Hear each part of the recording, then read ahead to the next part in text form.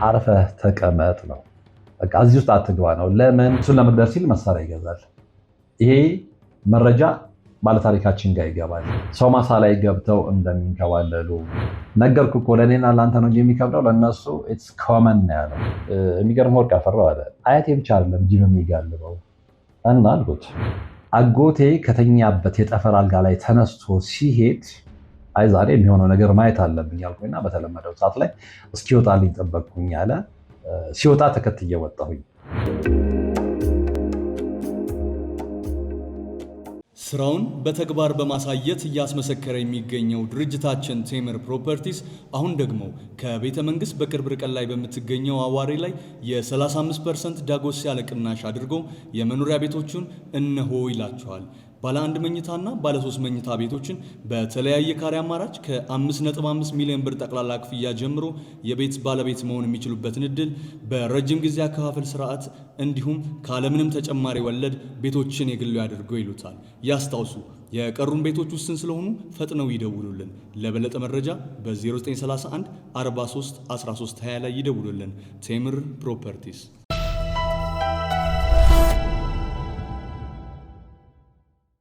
ሰላም ጤና ይስጥልን። በሀገር ውስጥና በመላው ዓለም የምትገኙ ወደ ቻናል ተከታታዮች ይሄው ዳግም ተገናኝተናል በእግዚአብሔር መልካም ፍቃድ። ለዛሬ እንግዲህ በባዕድ አምልኮ ሰበብ ጅብ ይጋልብ ስለነበረው ቤተሰብ አስደናቂ ታሪክ ነው የምነግራችሁ። ከባለቴ አድርጌ የሰማሁትን ማለት ነው። እንግዲህ በዛሬው ታሪክ አያቴ ጅቡን እንደ ፈረስ ይጋልበው ነበር። የጅብ ጋላዊ ቤተሰብ አስደናቂ ታሪክ ነው የምነግራችሁ እና ባለታሪኬ እንደነገረኝ አያቴ ጅቡን እንደ ፈረስ ይጋልበው ነበር ነው ያለው። እንዴት የሚለውን በቆይታ የምንመለከት ይሆናል። የዚህ ሁሉ ውጤት መጨረሻው ግን አላማረም። በምን ተላልቀዋል ወይም ደግሞ እርስ በርስ ተጋለዋል። እንዴት የሚለውን ነገር እስከ ፕሮግራሙ ፍጻሜ አብራችሁኝ ከቆያችሁ የምትከታተሉትና የምትሰሙት ይሆናል። ከእናንተ የሚጠብቀው ከመጀመሪያው እስከ መጨረሻው አብራችሁኝ መዝለቅ ነው። እንግዲህ ይሄ ባለታሪኬ ተወልዶ ያደገው እዚሁ መዲናችን አዲስ አበባ ውስጥ ነው። ነገር ግን በታዳጊነቱ ዘመን ትምህርት ሲዘጋ እንዲሁም ደግሞ ባገኘው አጋጣሚ የእረፍት ጊዜውን ማሳለፍ የሚፈልገው እዚህ አዲስ አበባ ውስጥ ሳይሆን አያቶቹ ጋር ወደ ገጠር በመሄድ ነው እና በተለይ ደግሞ ትምህርት የሚዘጋባቸውን የክረምት ወራት በደንብ ያስታውሳቸዋል እና ብዙ ትዝታዎች አሉት። መልካም ያልሆኑ ትዝታዎችም አሉት እና ከዛ ትዝታው ጀርባ አሁን ካደገ በኋላ የተረዳውን እውነት ነው ለእኔም ለእናንተም የሚያካፍለው። ከሱ አንደበት የሰማሁትን ነው ለእናንተ የማደርሰው እና ትልቁ መልእክት ግን ታሪክ ዝም ብሎ መንገድ ሳይሆን ከታሪኩ ጀርባ ሰዎች እንዲጠነቀቁ ማድረግ ነው። ከኛ ቤተሰብ ህይወት ይማሩ ነው የባለታሪኬም ዓላማ። እኔም ደግሞ በዛ ነው የምስማማው። ዝም ብሎ ታሪክ መንገድ ብቻ ሳይሆን ከዛ ከታሪኩ ጀርባ ምን ተፈጽመዋል፣ ስለዚህ ያን ነገር ይዞ የመጣው ቤተሰብ ፋይናል ሪዛልቱ ምን ሆኗል፣ ስለዚህ እናንተስ ከዛ ምን ትማራላችሁ የሚለው ነው ዋናው የኔ ትኩረት አቅጣጫ ማለት ነው። እና እንግዲህ ይሄ ልጅ ገጠር በሚመላለስበት ሰዓት ላይ በታዳጊነቱ ያየውን ነገር ካደገ በኋላ በደንብ ተገንዝቦታል። ያኔ ግን ለዛ አልመሰለውም እና የእረፍት ጊዜ በነበረበት አንድ የክረምት ወር ወደ ገጠር እንደተለመደው ይሄዳል። ከአጎቱ ጋር ነው ብዙ ጊዜ የሚሄደው። አጎቱ ተመላላሽ ነጋዴ ነው። ነገራችን ከገጠር አዲስ አበባ ይመጣል። ከገጠር አዲስ አበባ ይዞት የሚመጣው እቃ አለ። ከአዲስ አበባም ደግሞ ወደ ገጠር ይዞት የሚሄደው እቃ አለ እና የቆየ ነጋዴ ነው። ስለዚህ እሱ ሲመጣ ያንን ጊዜ ተጠቅሞ ከአጎቱ ጋር ይሄዳል። የእረፍት ቀኑ ሲያልቅም ደግሞ አጎቱ ይዞት ወደ ቤተሰቦቹ ይመለሳል እና እንግዲህ ያንን ጊዜ መልካም ጊዜ የሚለዋል፣ መልካም ያልሆነም ጊዜ የሚለዋል። መልካም ጊዜ የሚለው ምንድነው? እዛ የሚያሳልፈው ከአጎቶቹ ልጆች ከዘመዶቹ ጋር የገጠርን ላይፍ የሚያሳልፍበት ነገር በጥሩ ትውስታ እያነሳ ነው። በተቃራኒው ግን ደግሞ ከቤተሰቦቹ ከዘመዶቹ ጀርባ ያለ የባዕድ አምልኮ ደግሞ ዛሬ ያደረሰውን ተጽዕኖ ሲመለከት ጥሩ ስሜት አይሰማውም። ምክንያቱም እንግዲህ ጅብ እንደ ፈረስ ከሚጋልብ ቤተሰብ ምንም አይጠበቅም እና ያ መልካም ነገር ይፈጥርበታል ተብሎም አይጠበቅም። ዞሮ ወደ ዋናው አስኳል ነጥብ ስንገባ የምናገኘው ነገር ምንድነው?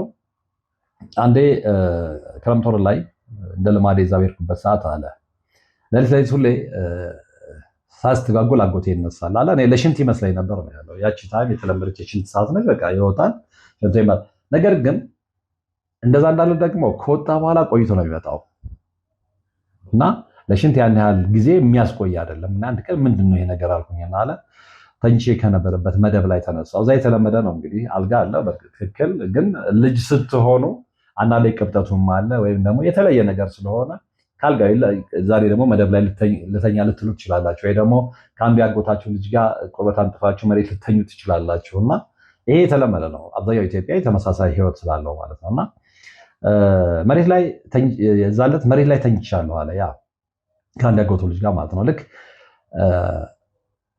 አጎቴ ከተኛበት የጠፈር አልጋ ላይ ተነስቶ ሲሄድ አይ ዛሬ የሚሆነው ነገር ማየት አለብኝ አልኩኝና በተለመደው ሰዓት ላይ እስኪወጣልኝ ጠበቅኩኝ አለ። ሲወጣ ተከትዬ ወጣሁኝ። ቀስ ብዬ ባዶ እግሬ ነኝ፣ አይሰማም፣ ያው አፈር ነው።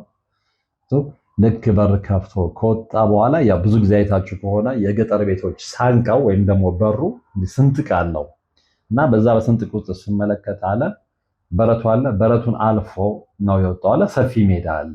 ያው ጨለማው ቢሆንም ግን ጨረቃ በጣም ብርሃን ስለነበራት የሚሆነውን ነገር ለመለየት አልከበደኝም። ወጣ አለ። የገጠር አጥር ብዙ ጊዜ አይታችሁ ከሆነ ገጠር የሚሄድ እድሉ የነበራችሁ ሰዎች አይታችሁ ከሆነ በድንጋይ ነው። ይሄ ጥቋቁር የወንዝ ድንጋይ አለ፣ በሱ ነው የሚከበበው እና በጣም ከፍታም አይኖረውም እስከ ተወሰነ ድረስ ከፍታ። ስለዚህ ምንም የሚከልላችሁ ነገር የለም። ውጭ ላይ የሚሆነውን ነገር መመልከት ትችላላችሁ። እና አውድማው ጎን ላይ ቆሞ አለ እህል አውድማ አለ። እሱ ጋር ሆኖ የሆነ ነገር አነበነበ አለ። አልሞስት ከ10 ደቂቃ በላይ አላነበነበም። ምንድነው ጉዱ ብዬ ስመለከት ያየሁት ነገር ራሴን አሳተኝ። የመጀመሪያ ቀን ነው ያለው። የአጋዕዝተ ቅድስት ሥላሴን 17 ዓመት በሙሉ በጭራሮ ግድግዳ መቆም መስማት ለተዋህዶ ልጆች ልብ የሚሰብር ትልቅ ሐዘን ነውና እጃችሁን ዘርጉ ባልነው መሠረት አላሳፈራችሁንም። ፈጣን ምላሻችሁ የቅድስት ሥላሴን ቤት እንድንሠራ ያሰብነውን እንድንፈጽም ኃይልና ብርታት ሆኖን ይኸው መሠረቱን ጀምረናል። የረዳችሁንን ሁሉ እያመሰገን አትርሱን ያሉ አባቶችን ምርቃት አስቀድመን ጅምሩ ከፍጻሜ እንዲደርስ አሁንም አብራችሁን ሆኑ ስንል እንማጸናለን። አብረን እንደጀመርነው አብረን እንጨርሰዋለን። ድጋፋችሁ አይለየን። በድጋሚ በአባቶች ስም እናመሰግናለን።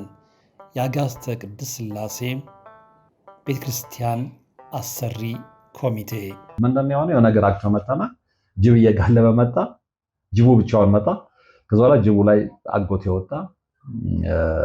ልክ እንደ ፈረስ እየጋለበው ሲሄድ ተመልክቻለሁ። ያንን ማየት ለአእምሮዬ ከአቅሙ በላይ ስለሆነ ራሴን ስቻለሁ። ይሄ ነገር እንግዲህ ራሱን ስቶ ሲወድቅ አብሮት ተኝቶ የነበረው የዘመዱ አይቶታል። ይነሳል፣ ሰዎች ይጠራል፣ በጩኸት ያነሷል። ምንድነው ምናምን ሲባል ያው ወሬው አጎቱ ምክንያቱ አጎቱ እንደሆነ ማነው አያቱ እንደሆኑ ታወቀ። ያንን ለማየት ሲወጣ ራሱን ስቶ እንደወደቀ ለዛ ልጅ ይነግረዋል። ከዛ በኋላ ያው ቤተሰቡ ጋር ያ ታሪክ ይዳረስና ለአያቱ ይነገራቸዋል። የመጀመሪያ ቀን ተቆጣኝ። ይሄ ነገር አንተን የሚመለከትህ አይደለም፣ ስለዚህ አርፈህ ለምን አትተኛም የሚል ነገር መጣ። ከዛ በኋላ ግን አርፎ መተኛት አልፈለገም። ተመሳሳይ ነገሮችን ነው የተመለከተው። ተመሳሳይ ነገሮችን መመልከት ብቻ አይደለም። ከዛ በኋላ እዛ ቤት ውስጥ ይደረግ የነበረው ነገር በቃ በይፋ ለሱም እየተነገረው መጣ። በተለይ ያደገ ሲሄድ አያቱ አስጠንቅቀው አድበስብሰውም ቢሆን ያለውን ነገር ነገሩት። የዛ ቤት ግርማ ሞገስ፣ የዛ ቤት የቤተሰብ ብዛት፣ የዛ ቤት ሀብታሞች ናቸው አለ። የገጠር ሀብታሞች ናቸው። ብዙ ከብቶች አሏቸው፣ ብዙ ፈረሶች፣ ብዙ ላሞች፣ እህሉ እንደ ልብ ነው። ሁሉ ነገር የተመቻቸ ፕላስ እዛ አካባቢ ላይ በጣም የሚከበሩና የሚፈሩ ቤተሰቦች። እነሱ ይሄ ሁሉ የመጣው በዚህ የባዕድ አምልኮ እነሱ በሚያመልኩት አምላክ እንደሆነ፣ እነሱ የሚያመልኩት አምላክ ሴጣን ነው፣ ሌላ ምንም አይደለም። ምክንያቱም ፈረስ ላይ ሳይሆን ጅብ ላይ የጋለበ የሚሄድ ሰው በምንም ታምር እግዚአብሔርን ያመልካል ተብሎ አይጠበቅም።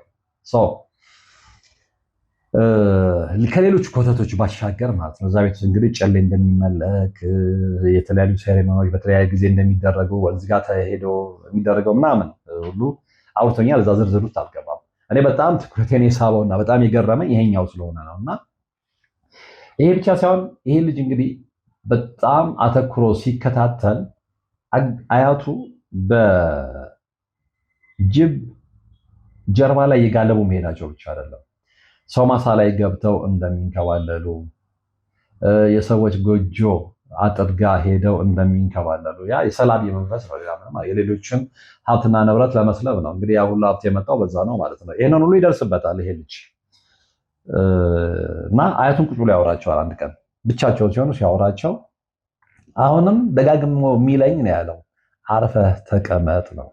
በቃ እዚህ ውስጥ አትግባ ነው። ለምን ይሄ ልጅ እንግዲህ ለማስረዳት ቢሞክርም አጎት ጭራሽ መረዳት አለመፈለግ አይደለም፣ እርሱ ጉዳዩ እንዲነሳም አይፈልጉም። ግን በአጠቃላይ ይሉት የነበረው ምንድነው? ያው ይወዱታል፣ የልጅ ልጃቸው ነው። ግን በቃ አርፈህ ተቀመጥ፣ እዚህ ውስጥ አትግባ ነው። አሁን የልጅ አርፈህ ተቀመጥ ቢባልም በራሱ መንገድ ያንን ነገር ለመከታተል ይሞክራል። ግን ዝርዝርና ማወቅ ያለበትን ያህል መረጃ ያለው ያ ውስጡን ይከነክነዋል። እኔ እያለ አደገ ይሄ ልጅ በቃ አደገ። ውጤት መጣለት። ውጤት መጥቶለት ዩኒቨርሲቲ ለመግባት የተዘጋጀ በነበረበት ሰዓት ላይ ትምህርቱ መቀጠል አልፈለገም። ወደ ስፖርቱ ዓለም ተመለሰ። ወደ ስፖርቱ ዓለም መመለስ አለ። ወደ ስፖርቱ ዓለም ውስጥ ገባና ሯጭ ሆነ። በዛ ተጋ። ከዛ በክለብ ታቀፈ። አጋጣሚውን አግኝቶ የተለያዩ ውጭ ሀገራት ለውድድር ይሄድ ነበር እና ከዕለታት አንድ ቀን ግን ለውድድር በሄደበት በቃ እዚህ መመለስ ስላልፈለገ እዛው የሄደበት ሀገር ቀረ። ተቀበሉት። ስም ያለው አትሌትም ስለነበረ ማለት ነው። እዛ ተቀበሉት። እዛ መኖር ጀመረ። እዛ ሲኖር ግን ከአትሌትነቱ ሙሉ በሙሉ ወጣ። ብዙ ነገር አመቻችተውለታል። ያው ታዋቂም ስለነበረ ዜግነት የኑሮ የመስሪያ ፍቃድ ብቻ ሳይሆን ዜግነትም ሰጥተውታል። 2-3 ስራዎች ይሰራል። በኢኮኖሚ ብዙም አልተቸገረም። በቃ ስቴብል የሆነ ኑሮ መኖር ጀመረ። እዛ ቤት ገዛ ምናምን ነገር እና ትልቁ ነገር ግን እሱ ቤት ቢገዛ እዛ ቢረጋጋም 2-3 ስራዎች እየሰራ የተሻለ ገቢ ቢያገኝም እዚህ ያለው የቤተሰቦቹ ጉዳይ ግን በጣም አሳሳቢ ነበር። በነገራችን ላይ እናትና አባቱ አሉ። አያቱ ሴት አያቱ መሀል ላይ ነው የሞቱት። ወንድ አያቱ ግን እስቲል ነው አሉ፣ ቢያረጁም ማለት ነው። የእነሱ ተጽዕኖ ግን አዲስ አበባ ያሉት ቤተሰቦቹም ላይ እዛም ገጠር ያሉት ቤተሰቦቹ ላይ በጣም ተጽዕኖ እያየው መምጣት ጀመረ። ምንድነው? ቤተሰቡ ሰላም አጣ፣ ይጣላል፣ ይከራከራል፣ ይጨቃጨቃል። በዛ ላይ ደግሞ የሚጨቃጨቁበትና የሚጣሉበትን ምክንያት ሲመረምር እዚህ ግባ የሚባል አይደለም። ለነሱ ነው። አሁን ውጭ ላለው ሰው ነው ውጭ ላለው ሰው ነው። ለነሱ ግን ትልቅ ምክንያት ነው። አሁን ብዙ ጊዜ ገጠር አይታችሁ ከሆነ እንግዲህ ቤተሰብ ሰፊ ግቢ ውስጥ የሆነና ልጅ ለብቻው ቤት ይሰራል፣ አባት የብቻው ቤት ይኖረዋል፣ አንዱ ልጅ እዛ ጋ ይሆናል፣ አጎት እዛ ጋ አለ። ስለዚህ ቤተሰብ ተሰብስቦ ነው የሚኖረው እና እንደዛ ተሰብስበው የሚኖር ቤተሰብ ውስጥ ደግሞ በተለይ ወንድ ልጆች ሚስት ሲያገቡ እዛው ነው ይዘው የሚመጡት። ስለዚህ ብዙ ሴቶች ይኖራሉ ማለት ነው። ለምሳሌ 3፣ 4፣ 5 ወንድማማቾች ቢኖሩ እንግዲህ ሚስት ሲያገቡ 5 ሴቶች አሉ ማለት ነው። እነዛ ሴቶች እግዚአብሔር ያደላቸው ከሆነ ተስማምተው በፍቅር ቡና እየተጠራሩ አንድ ላይ አንዱ ጋር ቁርስ እየተበላ አንዱ ጋር ምሳ አንዱ ጋር ራት እየተባላ ማህበራዊ ህይወቱ ይቀጥላል። ነገር ግን በእንደዚህ አይነት የባዕድ አምልኮ እጅ በሚጋልብ ቤተሰብ ውስጥ ከሆናችሁ ደግሞ ትንሿ ነገር ጣሳ አነሳሽ በሚል ጸብ ሊፈጠር፣ ጸብ ሊጫር፣ እሳት ሊነድ፣ እሳት ሊጫር ይችላል እና እዚህ ቤተሰብ ውስጥ እየሆነ ያለው ነገር ይሄ ነው። በቃ በትንሽ በትልቁ ሴቶቹ ይበጣበጣሉ። ወንዶቹ ሲመጣ ሚስቴን ለምን ተናገርካት፣ ሚስቴን ለምን ገላመጥካት ይላል። ከወንድሙ ጋር ይደባደባል። ይሄ ነገር ቤተሰብ ውስጥ እያየለ መጣ። እሱም ብቻም አይደለም። ከዛ በኋላ ምንድን ነው የሆነው? አንዱ ከአንዱ መብለጥ ሲፈልግ ማሳይን ቀማኝ፣ ድንበሬን ገፋህብኝ በሚል ኃይለኛ ጸብ ውስጥ ገቡ። ይሄ የሚሆነው ምንድን ነው? ወንድምና ወንድም፣ አጎትና የአጎት ልጅና እንዲህ አይነት ነገር ማለት ነው። እዛው ቤተሰብ ውስጥ ያለ ነገር። ይሄ ነገር ይህን ልጅ እያሳሰበው ይመጣል። ውጭ ሀገር ያለው ልጅ ማለት ነው። ባለታሪካችንን እና ሰብስቦ ለማናገር ሞከረ። እሱ ገብቶታል የሆነ ነገር። ምክንያቱም እዚህም ሀገር የመምህራኖችን ትምህርት መከታተል ሲጀምር የባዕድ አምልኮን ተጽዕኖ እየተረዳ መጣ። በራሱ መንገድ እንግዲህ ውጭ ከሄደ በኋላ ይጸልያል። እንደምንም ባለችው ሰዓት ወደ ቅዱስ መንፈስ ለመቅረብ ጥረት ያደርጋል። ገብቶታል፣ የሆነ ጭላንጭል ገብቶታል። ቤተሰቡ ግን ከዚህ ውጭ ነው። ምክንያቱም ባዕድ አምልኮ ውስጥ ነው ያለው፣ ስልብና ውስጥ ነው ያለው። ይሄንን ቃል በቃል ነገረኝ። አላፈረበትም፣ አልፈራበትም። ምክንያቱም መፍትሄ ስለሚፈልግ ማለት ነው። አሁን የእሱ ግምት ምንድነው? አንተ ያው አባቶችን ስለምታውቅ እንደምንም ያንን መድረክ አመቻችተልኝ ወደዛ መሄድና ቤተሰቦች ማዳን እፈልጋለሁ ነው። ግን የአንድ ሰው ጥረት ብቻውን ዋጋ የለውም። በአንድ እጅ አይጨበጨብም እነሱ ፈቃደኞች ካልሆኑ እና የሚገርማችሁ እስካሁን ኢቭን አባትና እናቱ እሑድ ያው ደግሞ በግፊት በሉት እሱም ስለሚጫናቸው ቤተክርስቲያን ሄደው ከመመለስ ውጭ ተግባራዊ ክርስትናን አያውቁትም። ይህ ማለት ጾምን አያውቁም፣ ጸሎትን አያውቁም፣ ስግደትን አያውቁም። በቃ ዝም ብሎ የሚኖር ሰው ታውቃላችሁ፣ ዝም ብሎ የሚኖር ሰው ማለት ነው። ይሄ ደግሞ ለእሱ ምቾት አልሰጠውም። ምክንያቱም የአያቶቹ መንፈስ እናትና አባቱም ላይ አዲስ አበባ የሚኖሩት እናትና አባቱም ላይ እንዳረፈ እየተመለከተ ነው። በእናትና በአባቱ መካከል ሰላም የለም፣ በወንድሞቹ መካከል ሰላም የለም። አባት ሲነሳባቸው ልጆቻቸውን እዚህ ያሉ ልጆቻቸውን አይናቸውን አሌ ነው የሚሉት። ልጅ ሲነሳበት አባቱን ሊሰድብ ይችላል። ነገር እሱ እረፍት አግኝቶ እዚህ በመጣበት ሰዓት ላይ ያንን ስቴብል ወይም ደግሞ መፍትሄ ለማግኘት ይሞክራል። እሺ ይሉትና ለአንድ ለሁለት ቀን እሱ ከሄደ በኋላ ግን ያገርሻል። ወይም ደግሞ እሱ ወደ ውጭ ተመልሶ ሳይሄድ እዚሁ እያለ መልሶ ሊያገርሽባቸው ይችላል ጸቡ። ምክንያቱም ሙሉ በሙሉ ባለፈው የሰራሁት ፕሮግራም ላይ ብያቸዋለሁ። ቤታችሁ ውስጥ ያለውን ቆሻሻ ካላጸዳችሁት የምታስተካክሉት ነገር አይኖርም እና ይሄ ነገር እየባሰ መጣ። ከዚህ ውጭ ደግሞ በተለይ ገጠር ያሉት ደግሞ የተወሰኑ ዘመዶቹ የአጎቶቹ ልጆች ሁኔታም ያሳስበዋል እና በመሀል እንግዲህ ከአጎቱ ልጆች መካከል አንደኛው የሚያገባበት ጊዜ ደርስና ለሰርግ ይመጣል እና ያየው ነገር በጣም ይረብሸዋል። እንደውም ከኔም ጋር ስልክ እንድንደዋወል ያደረገንም አንደኛው ምክንያት እሱ ነው እና እዚህ ያየው ነገር በጣም ይረብሸዋል። ምንድነው? በተለይ አንደኛው ያጎታቸው ልጅ ከመሬት ተነስቶ እሱ ከመሬት ተነስቶ ነው የሚለው፣ እኔ ደግሞ ከመሬት ተነስቶ የሚለውን መቀበል ይከብደኛል። ምክንያት ሊኖረው ይችላል። ያ ምክንያቱ አሳማኝ ነው አይደለም፣ ከበቂ በላይ ነው ወይስ አይደለም የሚለው ሌላ ጉዳይ ነው። በድንበር ገፋብኝ ነው አንዳንዴ በድንበር ገፋብኝ ነው፣ አንዳንዴ ደግሞ ሚስቴን ተናገርካት ምናምን በሚል ነው። በተለይ አንደኛውን ይሄኛው አምባጓር የሚፈጥረው ያጎቱ ልጅ ይጠምደዋል እና እንደውም እገልሃለሁ ይለዋል። እሱን ለመግደል ሲል መሳሪያ ይገዛል። ይሄ መረጃ ባለታሪካችን ጋር ይገባል። ስለዚህ ለሰርግ መጥቶ በነበረበት ሰዓት ላይ ሰበስባቸውና ምንድን ነው እዚህ ደረጃ የሚያዳርስ ነገር ሲል ይሄኛው በትዕቢት ነው የሚናገረው አለ። በቃ እኔ እንደዚህ ብዙ ነገሮችን እያበላሹብኝ ነው፣ እኔ ሀብታም መሆን ያልቻልኩት በእነሱ የተነሳ ነው ምናምን የሚል ውሃ ማይነሳ ምክንያት ይነግረዋል። የሚገርምህ አለኝ እዛ ሆኜ ገንዘብ ላክ ባለኝ ቁጥር ሁሉ እልክለታለሁ። አንዴ ባጃጅ ልገዛ ነው፣ አንዴ መኪና ልገዛ ነው፣ አንዴ እንደዚህ ልገዛ ነው ምናምን ሲል ምንም እኔ ሰላም ስለሆነ የምፈልገው የገንዘብ ችግር ስለሌለብኝ እልካለሁ። ግን ያ የምልከው ገንዘብ ውጤት አላመጣም። ላኪልኛ እልካለሁ፣ ገንዘቡ የት እንደሚገባ አይታወቅም። የሚሰልብ መንፈስ ያለበት ቤት ውስጥ መቼም ገንዘብ ይበረክታል ተብሎ አይጠበቅም። ከሱ በላይ ይህን ልጅ ያሳሰበው ግን ምንድን ነው? እንደነገርኳችሁ ቤተሰቡ ሊተላለቅ መድረሱ ነው። በተለይ ይሄኛው አንደኛው ልጅ በጣም ኃይለኛ ነው። አንዳንዴ ለእኔም አይመለስም ማለት ከሌሎቹ እንግዲህ በኑሮም በምን ብዙ ነገሮች የሚሻለው ይሄ ስለሆነ የቤቱም ደግሞ የበር ልጅ ስለሆነ በአንጻራዊ መልኩ የሚሰሙት የሚያከብሩት ይሄን ልጅ ነው ባለታሪካችንን እና ትንሽም ቢሆን እኔ ይሰሙኛል አለ። ይሄኛው ልጅ ግን አሁን መሳሪያ ገዝቶ የአጎቴ ልጅ አጠፋለሁ ድንበር ተጋብቶኛል የሚለው ግን የተወሰነ ጊዜ እሺ ምናምን ይለኝ ያጉረመረምና ተመልሶ ያው ነው አለ። ለሰርጉ ጊዜ የመጣው ጊዜ ብዙ ነገሮችን በተቻለ መጠን ስቴብል አደርግ ሞከርኩ። እናትና አባቴንም ጠርቼ ዘመዶችንም ጠርቼ ያለው ነገር ቤት ውስጥ ያለው ነገር ይሄ ባዕድ አምልኮ ነው፣ እሱን ካላስወገዳችሁ በስተቀር በፍጹም ቤታችን ሰላም አያገኝም ቢላቸውም ተቆጡት እንጂ እሺ ብሎ አልተቀበሉትም። ይሄም እዚህ ውስጥ አትግባን የተባለው በልጅነቱ አያቱ እንዳሉት ማለት ነው። አያቱ ስለ ሁኔታው ስለ ጅቡ ምናምን ሲጠይቃቸው እዚህ ውስጥ አትግባ አይደል ያሉት። በደፈናው ግን የሚነግሩት የነበረው ምንድነው? የዚህ ቤት ተከባሪነት፣ ተፈሪነት አካባቢው ላይ ያለው ሰው ተርበድብዶ የሚኖረው ምናምን ፓወር የተገኘው በዚህ ነው ብለው ነው የሚያምኑት። ለነሱ ጅብ መጋለብ ትክክለኛ ነገር ነው፣ ኖርማል ነገር ነው። ለነሱ ባዕድ አምልኮ ትክክለኛ ነገር ነው። ጨሌ ማምለክ ትክክለኛ ነገር ነው። ሰው ማሳ ውስጥ ሄዶ እርቃን መንከባለል ትክክለኛ ነገር ነው። በተለይ ለአያትየው እናም እንደዚህ ሲለኝ እንዴ አያት በጅብ እንደማይጋልቡ ነግረኸኛል፣ ግን እርቃናቸውን ሰው ማሳ ውስጥ ይንከባለሉ ነበር? አዎ። እኔ ብቻ አይደለም ጎረቤቱ ሁሉ ያውቀዋል አለ። ምክንያቱም እንደው ያንኛው ምንድን ነው ያለኝ በፊት ለፊት የሚታይ መንደር ውስጥ የሚኖር አንድ ገበሬ ሌሊት ላይ አያቴ በጅብ ጋልቦ ሄዶ ሰው ማሳው ሲንከባለል እጅ ከፍንጅ ይዞታል ነው ያለው። እና እንደውም የሰማሁትኝም ከዛ ነው። ከዛ ይሄ ነገር ለምን ታደርጋለህ? ቤተሰቡን ለምን ታዋርዳለህ? ስለው ነው ይሄ ቤተሰብን ያስከብራል እንጂ አያዋርድም። ይሄ ድንቁርና ነው። እኔ ይቅርታ አድርጉልኝና እና እንዴት ነው እርቃን ሄዶ ቤተሰብ ሊከበር የሚችለው? እንዴት ነው እንደዛ የሚሆነው? ስለው ምንድን ነው ያለው? እሱ እርቃን መንከባለሉና መስለቡን ሳይሆን ከስልምናው በኋላ የሚያገኘው ለጊዜውም ቢሆን የሚያገኘው ሀብት ነው ለሱ በቃ ትልቁ ነገርና ሀብት እስካገኘሁበት ከብቶቼ እስከበዙ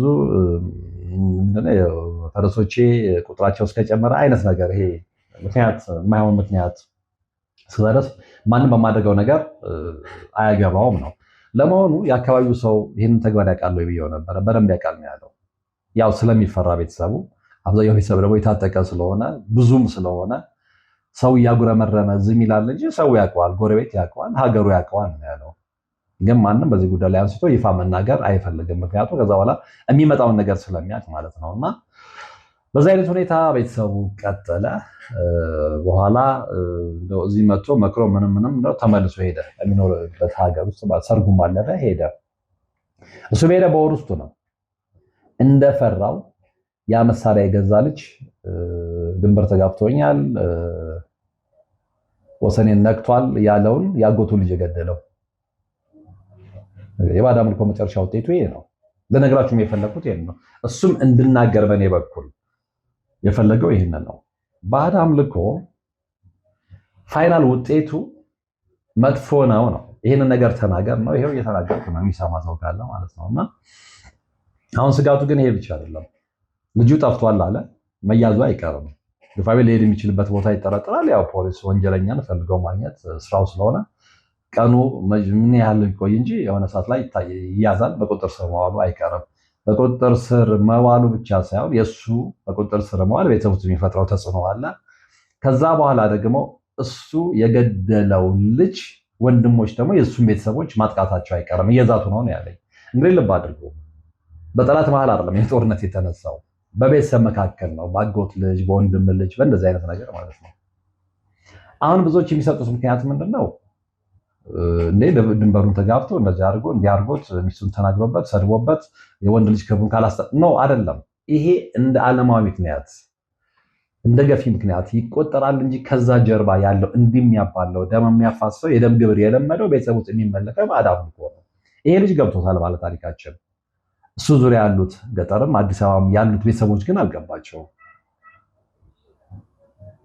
ይሄ ነገር ይፋ እንዲሆን ነው የፈለገው። በቃ ብዙ ሰው የባዕድ አምልኮን ተጽዕኖ ፈጣሪነት፣ ቤተሰብ አስተላላቂነት ሳይረዳ ዝም ብሎ በደበ ነፍስ ይዞት ይቀጥላል ነው የሚለው። አንዳንዶቹ መውጣት አይፈልጉም። ምክንያቱም እኛ የምንወጣ ከሆነ ቤተሰባችንን ይጨርስብናል ብለው ስለሚፈሩ። በቃ የፍርሃት ስሜትን ደግሞ መንፈስ ያውቀዋል። ፈሪዎች የምትሆኑ ከሆነ ጥቢ ጥቢ ነው የሚጫወቱባቸው፣ እዚህ ቤተሰብ ላይ የተጫወተ እንዳለው ማለት ነው። እና አሁን የልጅ ስጋት ምንድነው? ያ እንደዛ ገደለ፣ አንድ ቀን በህግ ቁጥጥር ስር መዋሉ አይቀርም፣ እስር ቤት ይወረወራል። የቤተሰብን ጭንቀት ቶ አለ። ግን ደግሞ የእሱን በቀል ለመበቀል ደግሞ የማይመለከታቸው ሌሎች ጋር ወንጀሉን ያልፈጸሙት ሰዎች ጋር ደግሞ የእሱ የሟች ወንድሞች የሟች ቤተሰቦች ደግሞ ይሄዳሉ። እነዛን ደግሞ ይበቀላሉ። እነዛን የተበቀሉት ደግሞ ሌሎችን ይበቀላሉ። ይሄ ሩቲን ሆኖ ይቀጥላል ነው የልጁ ስጋት። ደግሞ ያደርጉታል። ግራ ገብቶኛል ያለው። ሌላው በጣም በሚገርም ሁኔታ የሚገርም ወርቅ ያፈራው አለ። አያቴ ብቻ አይደለም ጅብ የሚጋልበው እና አልኩት። አያቴ ለምሳሌ የመጀመሪያ ወንድ ልጅ ይኖራል። ይህንን ተግባሩን ለመጀመሪያ ወንድ ልጅ ያስተላልፋል። የእሱ ወንድ ልጅ ደግሞ ልክ ልጅ ሲወልድ የመጀመሪያ የባህር ልጁ ወንድ ከሆነ ያንን ያስተላልፍለታል። ሴት ከሆነች አልኩት፣ ሴት ከሆነች የሚቀጥለው ወንድ ከሆነ ለወንድ ነው ፕራዮሪቲ የሚሰጠው። እንዴ ለምሳሌ እዛ ቤተሰብ ውስጥ ሙሉ ሴት እስከሆነ አልኩት በቃ እያዘነ ይተዋል ነው ያለው። ነገር ግን ወንድ የሚወለድ ከሆነ የመጀመሪያው ወንድ ልጅ ይህንን ነገር ይወርሰዋል። እነሱ እንዴት እሺ ብለው ይቀበላሉ? ስለ በቃ ቤተሰብ ውስጥ የተለመደ ነገር ነው። ነገርኩ እኮ ለእኔና ለአንተ ነው እንጂ የሚከብደው ለእነሱ ኢትስ ኮመን ነው ያለው። ምክንያቱም ጅብ መጋለቡ ምናምን እንደ ፈኒን እንደ ቀልድ ነው የሚቆጥሩት፣ ወይም ደግሞ እንደ ጀብዱ ነው የሚቆጥሩት። ጅብን እንደ ፈረስ መጋለቡ እንደ ጀብዱ ነው የሚቆጥሩት። የተለመደ ነው። በቃ ከአያት ምናልባት እንደ አያትን ደግሞ ከቅድመ አያት አምጥቶት ሊሆን ይችላል ነው የሚለው የዚህ ልጅ እምነትና ጥርጣሬ። ስለዚህ ምንም አይመስላቸውም፣ እንደ ኖርማል ነገር ነው የሚቆጥሩት። ስለዚህ ይቀጥላል ነው። እሱ እስከቀጠለ ደግሞ ቤተሰብ ውስጥ መተላለቁ ይቀጥላል ነው። መተላለቁ ይቀጥላል። ደግሞ ተጀምሯል። እነዛ አለኝ የሞተው ልጅ ወንድሞችና ቤተሰቦች የገዳይን ቤተሰብ ለማጥቃት ዝግጅት ላይ እንደነበሩ አውቃለሁ። እንግዲህ ጊዜ ነው የሚጠብቁት፣ አድብተዋል ነው ያለውና ያው በኋላ መተላለቃቸው አይቀርም ነው። አንድ ሰው ሞቷል። በቀጣይ ደግሞ እንግዲህ የሚሆነውን ነገር ማየት ነው ያለው። ያው ውስጡ በፍርሃት ስሜት ውስጥ ነው ያለው። እንግዲህ መተላለቅ ከዛ በኋላ ሊመጣ ነው ማለት ነው። በባዕድ አምልኮ ስም ምን ያህሎቻችን ይሄ ነገር ገብቶናል? ምን ያህሎቻችን እዛ ህይወት ውስጥ ነው ያለ ነው? እኔ የሆነ ቤተሰብ አስታውሳለሁ እና በጣም ባዕድ አምልኮ ውስጥ የተዘፈቁ ናቸው እና በጣም ሀብታም የሆኑ ናቸው በዚህ በባዕድ አምልኮ እና አንደኛው ልጅ ብቻ የክርስቶስ መንገድ ስለገባው በተለይ እናቱን ከዚህ ህይወት ውስጥ ለምን አትወጡም ሲላቸው የመለሱት መልስ አሁንም ድረስ አስታውሳለሁ። ቃል በቃል ከራሱ የሰማሁት አንዴ ተንደላቀ የምትኖረው እኮ ከዛ በመጣ ሀብት ነው ያሉት። እንደዛ ብለው የሚያስቡ ቤተሰቦች አሉ። ተንደላቀ የምትኖረው ውድ መኪና የምትነዳው ሌላው የማይኖረውን ህይወት የምትኖረው ሌክዠሪ የሆነ ህይወት የምትኖረው ቅቤ የጠገበ ክትፎ የምትበላው ቅቤ በአፍንጫህ የምታንቆረቁረው እንደዚህ ያብለጨለጭ እንደ ቅቤ ቅል አምሮብህ የምትሄደው ከዚህ በመጣ ገንዘብ ነው ብሎ የሚናገሩ ወላጆች አሉ። እግዚአብሔር ይቅር ይበላል። እዚህ ቤተሰብ ውስጥ ያለው እውነት ያ ነው። ጅም መጋለብን እንደ ኮመን ነገር እንደ ትክክለኛ አድርጎ የወሰደ ቤተሰብ ማለት ነውና ነገር ግን መጨረሻ ላይ መተላለቅ ነው። መጨረሻው መተላለቅ ስለሆነ እባክህ ከኔ ቤተሰብ ይማሩ። አንተን ፕሮግራም የሚከታተሉ ሰዎች ከኔ ቤተሰብ ይማሩ። ለጊዜው ምንም ላይ መስላቸው ይችላል። በኋላ ግን ቤተሰቡን የሚያስተላልቅ ታሪክ ነውና የኔ ቤተሰብ መነሻ ሆኗቸው እንዲማሩ ይሄንን ታሪክ አቅርብ ብሎ ነው የነገረኝ። አቅርብ ያለው እርግጠኛ ነኝ ብዙዎቻችሁ ትማሩበታላችሁ ብዬ አስባለሁ ማለት ነው። ለዛሬ የነበረን ቆይታ የተከታተላችሁት ነበር። በቀጣይ በሌላ መርሃ ግብር እንገናኛለን። እስከዛው ግን በያላችሁበት ሰላም። ስራውን በተግባር በማሳየት እያስመሰከረ የሚገኘው ድርጅታችን ቴምር ፕሮፐርቲስ አሁን ደግሞ ከቤተ መንግስት በቅርብ ርቀት ላይ በምትገኘው አዋሬ ላይ የ35% ዳጎስ ያለ ቅናሽ አድርጎ የመኖሪያ ቤቶቹን እነሆ ይላቸዋል። ባለ 1 መኝታና ባለ 3 መኝታ ቤቶችን በተለያየ ካሬ አማራጭ ከ5.5 ሚሊዮን ብር ጠቅላላ ክፍያ ጀምሮ የቤት ባለቤት መሆን የሚችሉበትን እድል በረጅም ጊዜ አከፋፈል ስርዓት እንዲሁም ካለምንም ተጨማሪ ወለድ ቤቶችን የግሉ ያድርገው ይሉታል። ያስታውሱ፣ የቀሩን ቤቶች ውስን ስለሆኑ ፈጥነው ይደውሉልን። ለበለጠ መረጃ በ0931 43 13 20 ላይ ይደውሉልን። ቴምር ፕሮፐርቲስ